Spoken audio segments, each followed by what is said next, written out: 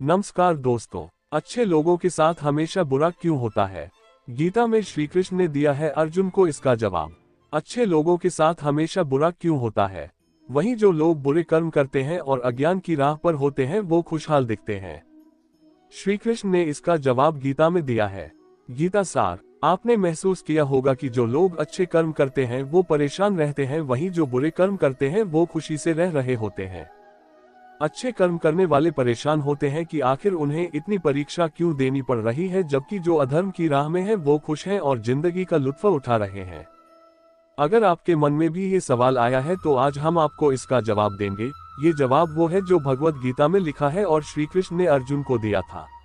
भगवत गीता में वर्णित कथा के अनुसार जब भी अर्जुन के मन में कोई दुविधा होती थी तो वो श्री कृष्ण के पास पहुंच जाते थे। एक बार की बात है, अर्जुन भगवान श्री कृष्ण के समीप आकर कहा कि वो दुविधा में है और इसका जवाब वो श्री कृष्ण से चाहते हैं। श्री कृष्ण ने पूछा कि क्या सवाल है। अर्जुन ने कहा, मुझे ये जानना है कि अच्छे लोगों के साथ हमेशा बुरा ही क्यों होता है, वहीं बुरे लोग खुशहाल दिखते हैं। अर्जुन के मुंह से ऐसी बातें सुनकर श्री कृष्ण मुस्कुराए और कहा, मनुष्य जैसा सोचता है और महसूस करता है वैसा कुछ नहीं होता है, बल्कि अज्ञानता की वजह से वो सच्चाई नहीं समझ पाता है। अर्जुन उनकी ये बात समझ नहीं पाए। इसके बाद श्री कृष्ण ने क्या कहा वो जानते हैं। श्री कृष्ण ने अर्जुन से कहा, पार्थ, मैं तुम्हें एक कथा सुनाता हूँ, उसे सुनकर तुम समझ जाओगे कि हर प्राणी को उसके कर्म के हिसाब से ही फल मिलता है। प्रकृति हर किसी को अपनी राह चुनने का मौका देती है। अब वो मनुष्य की इच्छा पर निर्भर करता है कि उसे धर्म की राह चुननी है या अधर्म की। कथा शुरू करते हुए श्री कृष्ण ने कहा, एक नगर में दो पुरुष रहा करते थे। एक पुरुष व्यापारी था जिसके जीवन में धर्म की बहुत महत्ता थी। वो पूजा पाठ में यकीन रखता था। वो हर रोज मंदिर जाता था और दान धर्म भी करता था और हर रोज भगवान की पूजा करता था। वहीं दूसरा पुरुष बिल्कुल विपरीत था। वो हर रोज मंदिर तो जाता था लेकिन पूजा करने नहीं, बल्कि मंदिर के बाहर से जूते चप्पल चुराने। उसे दान और धर्म से कोई लेना देना नहीं था।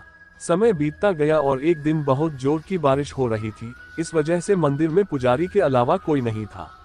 ये बात जब दूसरे पुरुष को पता चली तो उसने कहा कि ये सही मौका है मंदिर का धन चुराने का। पंडित से नजर बचाकर उसने मंदिर का सारा धन चुरा लिया। उसी समय धर्म कर्म में विश्वास रखने वाला व्यक्ति भी मंदिर पहुंचा। दुर्भाग्य से मंदिर के पुजारी ने उसे ही चोर समझ लिया और चिल्लाने लगे। वहां लोग एकत्र हो गए और उसे बहुत मारा। किसी तरह वो बचते बचाते वहां से निकला तो दुर्भाग्य ने उसका साथ वहां भी नहीं छोड़ा। मंदिर के बाहर वो एक गाड़ी से टकरा गया और घायल हो गया। फिर वो व्यापारी लंगड़ाते हुए घर जाने लगा तो रास्ते में उसकी मुलाकात उस पुरुष से हुई जिसने मंदिर से धन चुराया था। उसने कहा, आज तो मेरी किस्मत चमक गई, एक साथ इतना सारा धन मिल गया। ये सब देखकर उसे बहुत बुरा लगा और उसने अपने घर से भगवान की सारी तस्वीरें निकाल दी। कुछ सालों बाद दोनों की पुरुषों की मृत्यु हो गई।